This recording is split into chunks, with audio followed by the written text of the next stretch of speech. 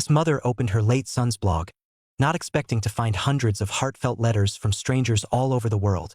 Some called him their best friend. Some wrote long emails recounting their adventures together. Some thanked him for saving their lives. Some envied him for being so popular. And some called him a legend who had touched countless lives. But this was her son, a boy who had been bound to a wheelchair since the age of 10 due to a congenital disease. He had never traveled abroad. In the last 10 years of his life, he had barely even left the house. He was quiet, always alone. After Mats passed away, his parents struggled with the thought of his short and seemingly uneventful life.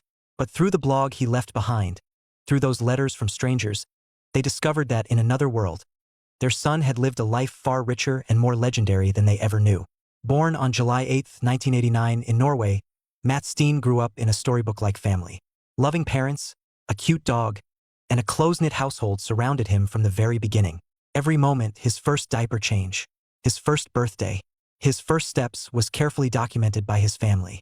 He was the most beautiful and the most fantastic boy ever born. Maybe even fate was jealous of his happiness. Not long after, Matt's parents noticed that his development was slower than other kids his age. He struggled to stand, and when he fell, getting back up was difficult. Eventually, they received the heartbreaking diagnosis. Mats had Duchenne muscular dystrophy, a rare and incurable disease. At first, he seemed no different from other children. But as time passed, his muscles gradually weakened, starting from his legs, until, little by little, he lost control of his entire body. Since most people with this condition rarely live past 20, Matt's parents took him out every day, hoping to make his limited life as fulfilling and joyful as possible. At first, Mats loved every moment of it. But as he became more dependent on his wheelchair, his interest in the outside world gradually faded. Instead, he became immersed in video games and computers. His parents used to organize trips with other families, hoping he would bond with kids his age, but now he started avoiding those activities altogether. While other kids were excited about the adventures in the real world, Mats turned to gaming instead. In 2005, when the online game World of Warcraft launched in Europe, he was instantly drawn in, often playing late into the night. Watching Mats lose himself in the virtual world and shut himself off from reality, his family felt nothing but sadness and regret. Even though Mats assured them that he played with others and wasn't alone, his parents couldn't see it as real friendship. Because they never met physically and they never talked. Even though they didn't fully understand Mats' choices, his parents never deprived him of the life he had chosen. As his condition worsened, they even purchased specialized equipment so that Mats, now barely able to move a few fingers, could continue using his computer. In the last decade of his life, Mats spent approximately 20,000 hours in World of Warcraft. The game became his entire world, consuming nearly all his time and energy. Our deepest sorrow lay in the fact that he would never experience friendships, love, or to make a difference in other people's lives. In 2014, 25-year-old Mats attended his uncle's wedding in a suit, looking his best. Shortly after, he passed away in his sleep at home. Though this outcome had long been inevitable, no parent can ever truly prepare to lose a child. For Mats' mother, the grief was especially heavy. She couldn't stop blaming herself, haunted by the thought that her genes had caused his condition. Ofte det at det var min feil. At han ble født sånn. Almost overwhelmed by guilt, Mats' mother remembered the account and password he had left for his blog. Maybe he wanted to tell the people online that he wouldn't be logging into the game again. With the thought of doing one last thing for her son, she logged into Mats' blog and posted an obituary. She expected very few people to see it, but instead, messages began pouring in from all over the world. The notification sound kept ringing through the night. The parents carefully read each letter and discovered that these condolence messages came from Mats' friends in the game. The love and respect in their words completely changed their understanding of Mats' life. A guild called Starlight had saved detailed logs of Mats' time in World of Warcraft over the years, capturing every sentence and every action, totaling more than 42,000 pages. Combined with a long post Mats had left on his blog, it finally allowed his parents to see the life he had lived in another world, through his eyes. It's not a screen. It's a gateway to wherever your heart desires. I boot up the computer, music pumping, and then I leave this world.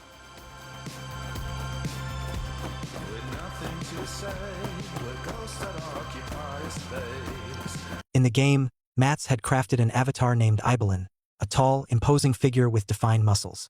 Through this character, he could finally run, jump, swim, and ride horses. He could go wherever he wanted. While his parents thought he was withdrawing from the world, he was actually enjoying a rare sense of freedom.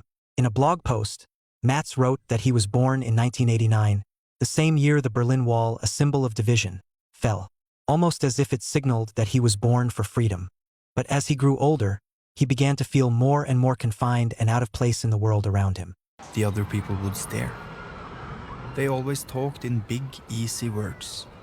Hello, do you like the park? Yeah, I'm not deaf or mentally challenged. Thank you very much. For him, the real world felt like a prison. Mats no longer wanted to go to amusement parks or summer camps, places that still treated him like a kid. Instead, he dreamed of going to high school parties, meeting a beautiful girl, and then riding a motorcycle to take her to the most romantic spots. Good thing I'm chained to this wheelchair, or I'd be out giving my mother a heart attack. Although Mats knew how unattainable this wish was in real life, it became a reality for him in the game. One afternoon, Ibelin was teased by a girl named Rumor. I'm not sure how it happened, but she started teasing and flirting with my character. And I liked it. Every move she made seemed to tug at his heart. The next day, he searched the entire town until he found her again. Summoning his courage, he asked her out and shared some fascinating cases his detective agency had solved in the game. When his broken body was out of sight, his interesting soul began to shine. Rumor, too, was drawn to the humorous and bright Ibelin.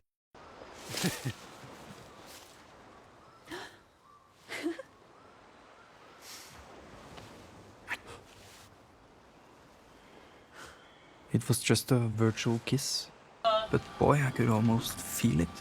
The kiss left 17-year-old Mats so excited that he couldn't sleep for days. Going into the game world and dating Rumor became the highlight of his days. Their bond quickly grew stronger. But one night, just like when she first appeared, she suddenly logged off and vanished into the vastness of the online world. Ibelin searched for her every day in the game, but Rumor was nowhere to be found. Meanwhile, in the Netherlands, a high school girl named Lizette had her internet cut off by her parents after her grades dropped. They confiscated her computer and banned her from playing games. She begged them to at least let her tell her friends that she needed to leave. So the word is like, oh, well, you don't need to know because they're not your real friends. Why you care about them? You've never met these people. You've never seen them. It was very painful. Her parents even grounded Lizette. Whether it was after school or during holidays, she was confined to her room, studying endlessly. However, after some time, Lizette's grades didn't improve, and her situation only got worse. One day, she made an excuse to return a book to the library, and there, using the library's computer, she saw Ibelin's message. Yes, Lizette was Rumor. After learning about Lizette's struggles, Mats wrote a letter to her, asking her to pass it along to her parents. In the letter, Mats, speaking as Lizette's friend, sincerely urged her parents to find a more peaceful way to resolve the conflict and not let their concern turn into harm. To everyone's surprise, the letter actually brought Rumor back. Lizette's parents finally agreed to let her play games during her free time, and so Rumor and Ibelin were reunited. Lizette even drew a picture for Mats as a gift, which he hung in the most prominent place in his room. It was around this time that Mats graduated from high school with the best grades, but his worsening health prevented him from continuing his education or finding a job. He poured all his time into the game, and thus a peculiar character appeared in World of Warcraft. Every morning, he would run along the same route, performing what seemed like meaningless actions, but Mats found joy in it. But after Mats passed away, they started receiving emails from people around the world, thanking them for the help their son had given. Xenia was one of them. They met in World of Warcraft. In real life, Xenia is a single mother, and she's always been troubled by her son's situation. He has autism, and I felt like a bad mom because I couldn't make my son feel good. For 4 years, her son never left his room and was extremely resistant to any kind of contact, even from his mother. When Xenia shared this with Mats, he suggested she try connecting with her son through the game. Once Xenia managed to get her son to play World of Warcraft, Mats would join him every day, helping him with quests. Since her son didn't like physical contact in real life, Mats encouraged him to try a hug in the game world instead. With Mats' encouragement, he finally took that step, and it turned out better than he expected. At least, he was able to respond to his mother's love in a way that he felt comfortable. Through the game, the mother and son found a more healing way to connect. But Mats didn't stop there. He introduced the son to even more people in the game, and the experiences they shared in-game eventually impacted the real world. I went from the most negative person in the world to the person that could tolerate people. He left the room he had stayed in for 4 years and began to open up his heart. He no longer resisted contact with others and was able to hug his mother in real life. Gradually, Ibelin's reputation spread, and more people visited his detective agency. However, they weren't there to solve in-game puzzles anymore. Instead, they came to share their real-life struggles. Mats welcomed everyone and listened with genuine care. Though life had given him a fragile body, it also blessed him with a sharp mind and an empathetic heart, which he used to help others. One day, Mats' guild leader organized an offline meetup. Mats' online girlfriend, Lizette, was excited because she had been hoping to meet Mats in person for a while. However, once again, her request was gently turned down. Lizette went to the gathering alone. Everyone had a great time. The only regret was that their most anticipated guest, Ibelin, didn't show up. The guild leader even tried to call him, but Mats refused. He could only take many photos and encouraged everyone to record videos to share with Ibelin. At that time, Mats was no longer able to speak. Even his breathing was dependent on a machine. He could only move his fingers to like the group photos. He stared at Lizette's pictures for a long time, but in the end, all he could do was like them. A deep feeling of unworthiness overwhelmed Mats. In the game, he started distancing himself from Lizette, deliberately interacting with other girls. It worked. Lizette felt abandoned and betrayed and stopped talking to him. Mats had never complained about his illness before. At most, he would joke about it. But that day, he couldn't stop thinking about how much better things would be if he weren't disabled. In the past, Mats had been a gaming prodigy, almost invincible. Now, even the few fingers he could still move were growing weaker. He would often freeze during games, causing his team to lose. Over time, he began to push everyone away. And he said, well, it's just stupid rules in a stupid guild, in a stupid game. I don't want to play this stupid thing anymore. And then he actually logged off that night. And I was like, oh my God. From that moment on, Mats wandered the game alone, truly isolated. One day, the machine that kept him breathing set off an alarm. Amid his mother's panicked cries, he was rushed to the hospital in an ambulance. After a long and difficult rescue, he survived. Took a long time before he could return to the game. Xenia asked why he had disappeared for so long. He casually said he had been on vacation. But perhaps out of instinct, Xenia jokingly asked if he had been vacationing in a hospital. Mats was caught off guard. Feeling exposed, he walked away. But as he left, a thought struck him. He had once encouraged Xenia's son not to run away from reality. Yet all this time, he had been running from something he could never escape. The next time he lost consciousness, he might not wake up. Some things, if left unsaid, would stay that way forever. In the end, he went back to Xenia and told her the truth. That was when she realized the person who had helped so many others find their way was actually the one trapped in the deepest darkness. Xenia encouraged him to tell the truth to all his friends in the game, but Mats fell silent at the suggestion. On a bright sunny day, he was invited to his uncle's wedding. His mother helped him put on a formal suit. As he watched the newlyweds walk hand in hand in the sunlight, embracing amid the applause and blessings, Mats froze for a moment. I still think of her. If fate hadn't been so cruel, would he and Lizette have ended up like this too? When Mats got home, he struggled to type out a post, bit by bit, confessing the truth about his real life to his friends. He apologized for everything he had done in the past few months. At the end of the post, he included a picture of a framed painting hanging on his wall, the one Lizette had given him long ago. Seeing the post, Lizette felt both heartbroken and angry. For years, she had shared everything with Mats, yet he had never trusted her in the same way. But soon, that anger faded into understanding and sorrow. No matter what his reality was, it didn't change how she felt about him. She found Mats in the game and teased him just like when they first met. The guild was whole again, and life seemed to return to how it used to be. On November 18, 2014, Mats stayed in the game until late into the night. He didn't log off until everyone else had gone. He never came back. The next time his friends saw his name appear, it was in an obituary posted by his parents on his blog.